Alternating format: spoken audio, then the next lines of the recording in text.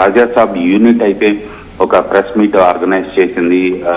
బహుశా ఆ press meet కి మారుతి వస్తాడు అనేది ఇప్పటికైతే ఎక్స్పెక్ట్ చేస్తున్నారు మీడియా అందరూ కూడా. సో ఒకవేళ మారుతి వస్తే దానిపై మారుతి రియాక్షన్ ఏంటనేది ఈ రోజు మధ్యాహ్నం తెలిసే అవకాశం ఉంది సచిన్. అంటే డైరెక్టర్ మారుతి వల్లే ఫ్లాప్ అయింది అనేది వినిపిస్తున్నమాట జనాల నుంచి వస్తున్న రియాక్షన్. అసలు ఒక్కసారి మాట్లాడుకునే ప్రయత్నించదాం. అఫ్కోర్స్ మనం దాదాపుగా నటించి మాట్లాడుకుంటున్నాం. ఎక్కడ అంటే మారుతికి కూడా తనకంటూ ఒక మార్క్ ఉంది. ఆ మార్క్ని ఎలివేట్ చేయడంలో ఆయన ఫ్లాప్ అయ్యారా? ఎక్కడ బండి గాడి తప్పింది రవిచంద్ర? యాక్చువల్గా ప్రభాస్ ని డైరెక్ట్ చేయటం అనేది ఒక డ్రీమ్ ఎవరికైనా కూడా. మారుతికి కూడా అది చాలా త్వరగా వచ్చిందని చెప్పుకోవచ్చు.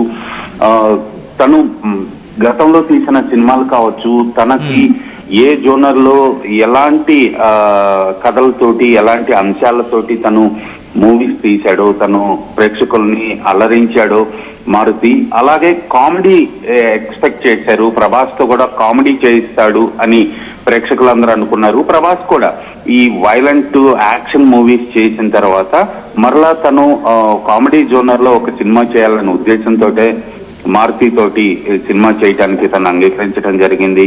మారుతి కూడా అలాంటి